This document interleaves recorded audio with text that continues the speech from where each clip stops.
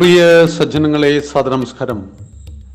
ഏകാത്മതാ സ്തോത്ര പഠനത്തിൽ നമുക്കിന്ന് ചിന്തിക്കേണ്ടത് ഗുരു നാനാക്ക് ദേവിനെ കുറിച്ചാണ്.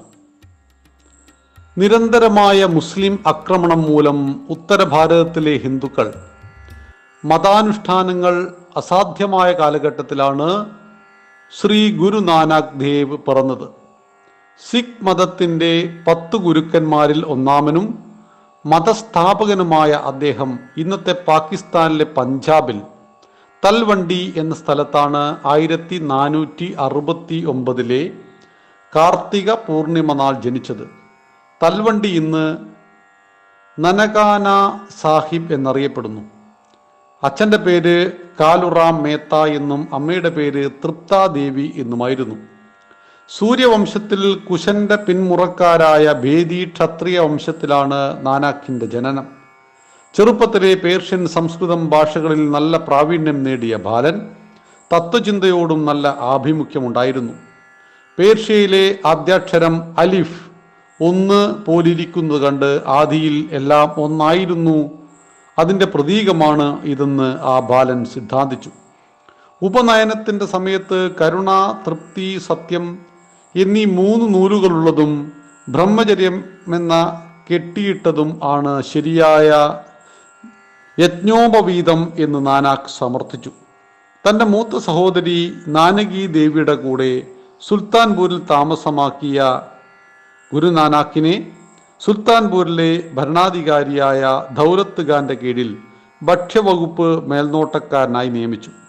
എന്നാൽ കർഷകർക്ക് ന്യായവില നൽകിയും തൂക്കത്തിൽ വെട്ടിക്കാതെ പാവങ്ങൾക്ക് സൗജന്യമായി ധാന്യം വിതരണം ചെയ്തും നാനാക്ക് ജനങ്ങളിൽ പ്രിയങ്കരനായെങ്കിലും ചിലർക്കത് പിടിച്ചില്ല.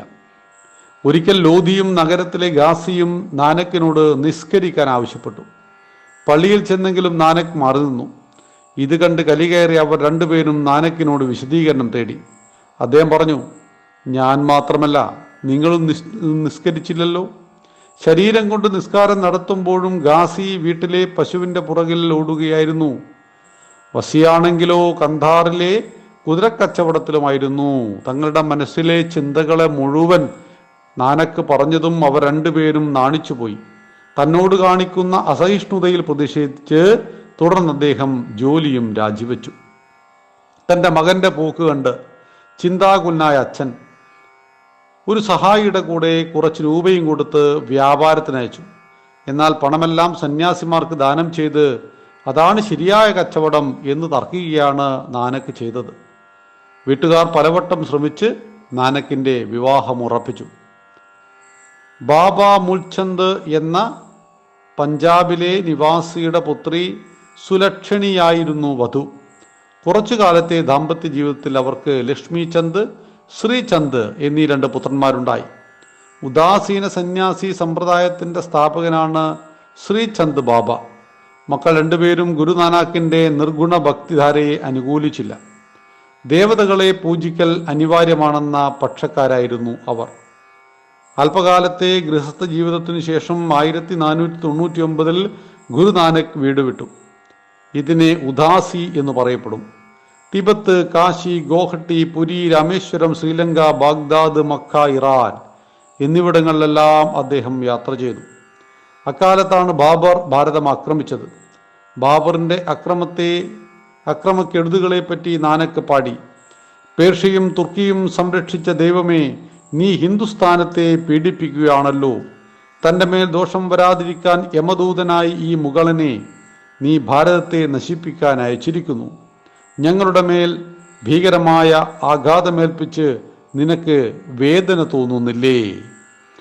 മക്കയിലെത്തിയ ഗുരു ഉറങ്ങുമ്പോൾ പാദം കയബക്കു നേരെയാണ് വച്ചിരിക്കുന്നത് എന്നൊരു മൗലവി ചൂണ്ടിക്കാണിച്ചു. കയബയില്ലാത്തിടത്തേക്ക് കാലു മാറ്റിവെക്കാമെന്ന് ഗുരു നാനാക്ക് മൗലവിയോട് ആവശ്യപ്പെട്ടു. എന്നാൽ കാലു മാറ്റിവെച്ചിടത്തേക്ക് കയബയും മാറുന്നതായി കാണപ്പെട്ടു. ഇതോടെ ദിവ്യനായ ആ മഹാത്മാവിൻ്റെ കീർത്തി അറബി നാടുകളിൽ പരന്നു. പേർഷ്യയിലും തുർക്കിയിലുമെല്ലാം പരന്നു. ഖലീഫുവുമായി അദ്ദേഹം നടത്തിയ സംഭാഷണങ്ങൾ ഇന്നും ലഭിക്കാനുണ്ട്. യാത്രക്കിടയിൽ അദ്ദേഹം പാടിയ പദങ്ങൾ ഭായി മർദാന എഴുതിയെടുത്തു. ഒരിക്കൽ ലാലോ എന്ന മരുപ്പണിക്കാരൻ്റെ വീട്ടിൽ താമസിച്ച ഗുരു നാനാക്കിനെ സ്ഥലത്തെ നാടുവാഴി വീട്ടിലേക്ക് ക്ഷണിച്ചു. വിരുന്നുണ്ണാനിരുന്ന ഗുരുനാനക് ഭക്ഷണം കയ്യിലെടുത്തു. പിഴിഞ്ഞപ്പോൾ അതിൽ നിന്നും ചോരത്തുള്ളികൾ വീണു. ഭായി ലാലോ നൽകിയ ചപ്പാത്തിയും ഇലക്കറിയും പിഴിഞ്ഞപ്പോൾ പാലാണ് വീണത്. താൻ മറ്റുള്ളവരുടെ ചോരയൂറ്റിയാണ് ധനം സമ്പാദിക്കുന്നതെന്ന സത്യം ഗുരു മനസ്സിലാക്കി കൊടുത്തു. ഇത് കണ്ട നാടുവാഴി പിന്നീടുള്ള കാലം സത്യസന്ധമായ ജീവിതം നയിച്ചു. ഒരിക്കൽ ഗ്രാമക്കാർ ഗുരുനാനാക്കിനെ നല്ലതുപോലെ സൽക്കരിച്ചു. ഗ്രാമം വിട്ട് പുറത്തെത്തിയപ്പോൾ ഗുരു ചിതറിപ്പോകട്ടെ എന്ന് പറഞ്ഞു. മറ്റൊരിടത്ത് വല്ലാതെ അപമാനിച്ച ഗ്രാമക്കാരെ വേരുറക്കട്ടെ എന്നും അനുഗ്രഹിച്ചു. രണ്ടും കേട്ട ശിഷ്യൻ ഈ പ്രവൃത്തിയുടെ ഉത്തരം എന്താണ് എന്ന് ചോദിച്ചു. നല്ലവർ പലയിടത്തും എത്തട്ടെ, എന്നാൽ നന്മ പരക്കും. അതാണ് ചിതറിപ്പോകട്ടെ എന്ന് ഞാൻ പറഞ്ഞത്. ദുഷ്ടന്മാർ അവിടെ തന്നെ ഇരിക്കട്ടെ, മറ്റുള്ളവർക്ക് ദുഃഖം പകരാൻ അവർ യാത്ര ചെയ്യേണ്ടതില്ല, അവരുടെ വേരുറക്കട്ടെ എന്നാണ് ഞാൻ പറഞ്ഞത്. ഗുരുനാനാക്കിൻ്റെ അത്ഭുത കർമ്മങ്ങൾ കേട്ട് അദ്ദേഹത്തിൻ്റെ അനുയായികളായി നിരവധി പേരെത്തിച്ചേർന്നു. അവരുടെ ആത്മാർത്ഥത പരീക്ഷിക്കണമെന്ന് ഗുരുവിന് തോന്നി. പിന്നീട് അദ്ദേഹം അവരോട് വളരെ വിചിത്രമായി പെരുമാറി. വല്ലാതെ ദേഷ്യപ്പെട്ടുകൊണ്ടിരുന്നു. കുറേ പേർ അതോടെ ഗുരുവിനെ വിട്ടുപോയി. പിന്നെ അദ്ദേഹം ഓടാൻ തുടങ്ങി. നിർത്താത്ത ഓട്ടം കണ്ട് ഭ്രാന്താണെന്ന് കരുതി വീണ്ടും കുറേ പേർ അദ്ദേഹത്തെ വിട്ടുപോയി. ചുരുക്കം ചിലരെ പിടിച്ചു നിന്നുള്ളൂ. ഗുരു ഒരു ശ്മശാനത്തിൽ ചെന്നിരുന്നു. അവിടെ പകുതി വെന്ത ഒരു ശവം കിടപ്പുണ്ടായിരുന്നു. ഗുരു അത് തിന്നാൻ ശിഷ്യന്മാരോട് ആജ്ഞാപിച്ചു. ഇത് കേട്ടപ്പോൾ ബഹുഭൂരിപക്ഷം ശിഷ്യന്മാരും മൂക്കുകുത്തി ഓടിക്കളഞ്ഞു. ബായി, ലഹണ, മർദാന എന്നിവരൊഴിച്ച് എല്ലാവരും ഛർദ്ദിച്ച് സ്ഥലം വിട്ടു.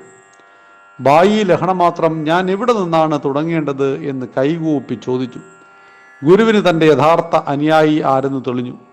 ബായി ലഹണയാണ് ഗുരു അംഗദ് ദേവ് എന്ന പേരിൽ രണ്ടാമത്തെ സിഖ് ഗുരുവായി അറിയപ്പെട്ടത്.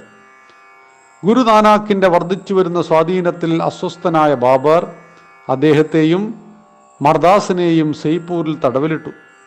അവിടുത്തെ തടവുകാർ നിരവധി ഹിന്ദുക്കൾ ഗുരുവിൻ്റെ ശിഷ്യന്മാരായത് കണ്ട് ബാബർ അവരെയെല്ലാം ചക്ക് ആട്ടിക്കാൻ ആജ്ഞാപിച്ചു. എന്നാൽ ചക്കുകൾ സ്വയം കറങ്ങുന്നത് കണ്ട് ആശ്ചര്യപ്പെട്ട ബാബർ ഗുരുവിനെ വിട്ടയച്ചു. തൻ്റെ അന്ത്യകാലത്ത് ഗുരുനാനാക് ദേവ് കർത്താർപൂർ ജലന്ധറിനു സമീപം സ്ഥിര താമസമാക്കി.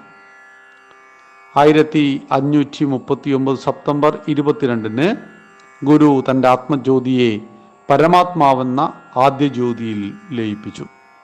ആ ഗുരുനാനാക്കിനെ ഏകാത്മദാ സ്തോത്രത്തിലൂടെ നാം നമസ്കരിക്കുന്നു. നന്ദി, നമസ്കാരം. വന്ദേ മാതരം.